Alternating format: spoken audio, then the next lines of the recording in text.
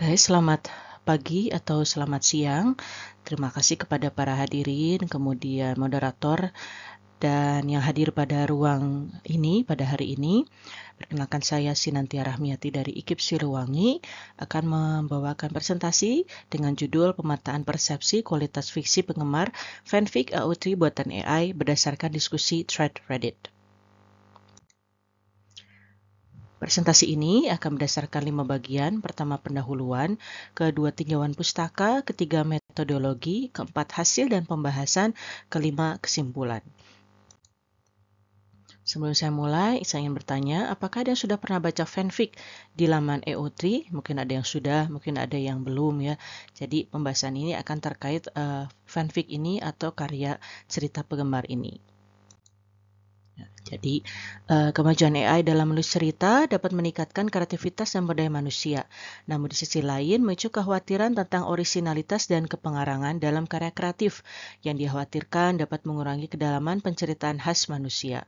Muncul keraguan apakah kualitas karya AI dapat melampaui atau setidaknya menandingi kualitas karya tulis manusia. Kemampuan AI menghasilkan cerita secara efisien dianggap mengancam penulis profesional yang puncaknya ditunjukkan dengan adanya pemogokan massa penulis kreatif pada tahun 2023 di Amerika lalu. Respon audiens terhadap narasi yang dibuat AI menjadi penting untuk memahami implikasi etis dan moral dari penggunaannya. Dengan semakin maraknya penggunaan AI, kini AI bahkan telah memasuki komunitas kreatif fanfiction atau cerita karya penggemar. Fanfic sendiri di Indonesia bukan suatu hal yang baru. Cukup banyak karya tulis penulis di Indonesia yang awalnya dipublikasikan di internet, kemudian dibukukan hingga akhirnya difilmkan. Karya tersebut antara ada Gis and Anne, kemudian ada Serendipity, Dear Nathan, Dignited, dan yang lainnya.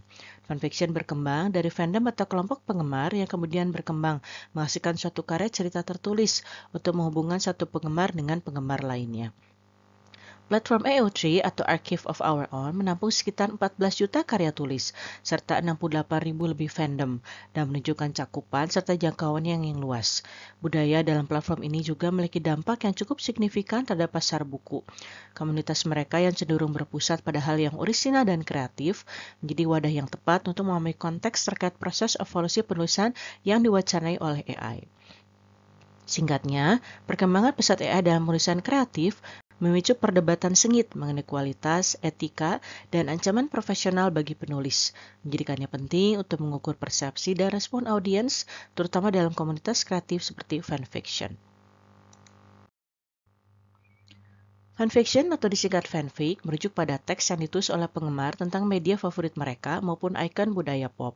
Biasanya anggota komunitas fanfiction ini menulis dan mengembangkan ceritanya berdasarkan karakter, latar, peristiwa dari suatu acara TV, buku, film, band, idola yang sudah ada. Mereka kemudian menuliskannya dan mempublikasikannya dalam platform fanfiction, misalkan AO3 atau Wattpad dan lainnya, sehingga pembaca atau komunitas fandom sejenis bisa membaca dan berkomentar serta saling berinteraksi. Kontroversi seputar etika terkait peran AI dalam pembuatan suatu konten telah muncul sejak lama. Sebagian orang bersemangat terkait potensi ini untuk mengerjakan tugas, meningkatkan efisiensi, tapi juga ada yang khawatir akan dampaknya, misalkan hilangnya kendali atau hilangnya pekerjaan. AI bisa menghasilkan konten apapun secara digital karena model bahasa kecerdasan buatannya telah dilatih sedemikian rupa. Namun sumber data aslinya diragukan dan hal inilah cenderung menjadi isu etika karena hasilnya menjadi area abu-abu. Pengumpulan data untuk penelitian ini melibatkan observasi thread Reddit terkait persepsi dan komentar audiens mengenai penggunaan AI dalam cerita fanfiction atau karya tulis penggemar. Data primer penelitian ini adalah thread Reddit dengan judul Just Fun and Unwritten Fic and I Hope It Doesn't Become a Trend. Ditemukan sejumlah 30 opini yang kemudian dicatat, ditelaah, dan dikategorisasikan. Terdapat komentar positif dan negatif yang ditemukan dari thread Reddit terkait persepsi audiens mengenai hasil karya fanfic buatan AI. 30 komentar tersebut dianalisa dan dikategorisasikan berdasarkan social identity theory, di mana individu yang membentuk konsep diri mereka sendiri, serta uses and gratification theory, di mana individulah yang memilih media mana yang akan berikan mereka kepuasan. Dua teori tersebut menjadi dasar pengkategorisan komentar dalam thread Reddit yang ditemukan sebanyak 30 komentar dan masuk dalam kategori approval, mendukung, reject, menolak, regulation, regulasi, prediction, perkiraan, serta etik, etika. Berikut beberapa contoh komentar ditemukan dalam thread Reddit dan kategorisasinya.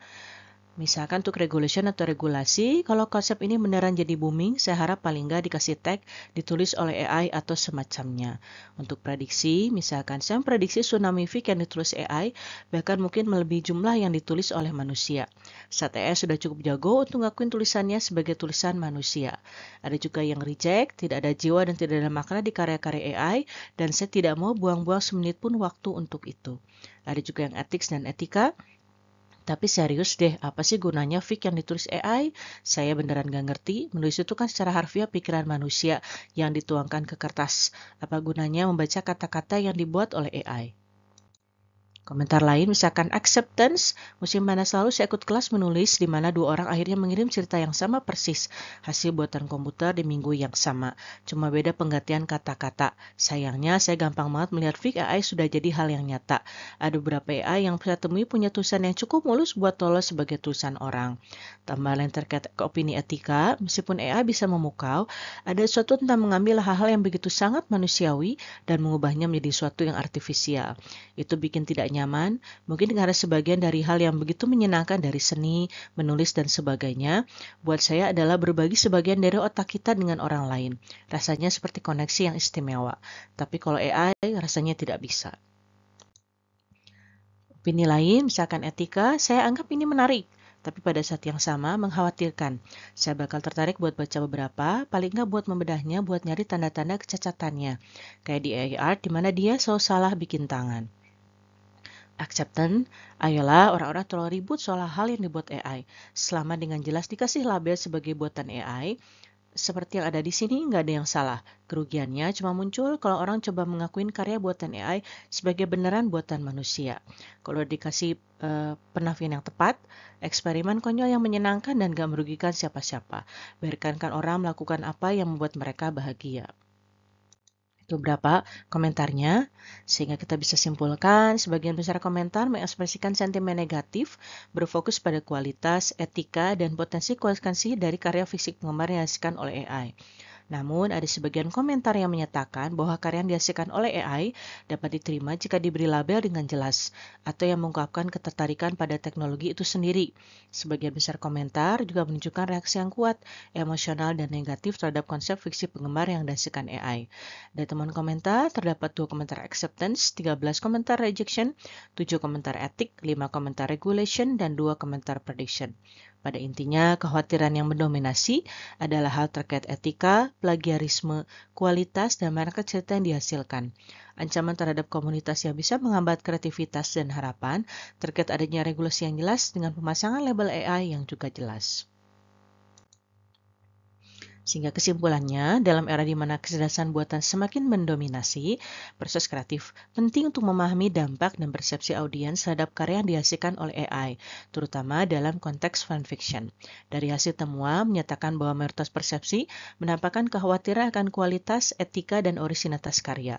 Hal ini menandakan perlunya regulasi yang jelas untuk menjaga integritas dunia penulisan kreatif, terutama karena hasil tulisan tersebut adalah AI, dan kategori label hasil AI dan hasil manusia di masa depan mungkin diperlukan untuk memudahkan preferensi pembaca. Sebelum saya menutup, izinkan saya menutup dengan kutipan, "If you want to change the world, pick up your pen and write," Martin Luther. Jadi kalau ingin merubah dunia, ambillah pena dan kemudian menulislah. Apakah menuliskan suatu literatur, apakah menuliskan suatu karya tulis, apakah menuliskan suatu puisi, prosa, karya tulis ilmiah, dan bahkan fanfic sekalipun, teruslah bekerja untuk semakin meningkatkan kreativitas kita. Karena di masa depan mungkin AI dan HI mungkin akan semakin jelas sekali terlihat label dan bedanya. Demikian yang bisa saya sampaikan. Terima kasih.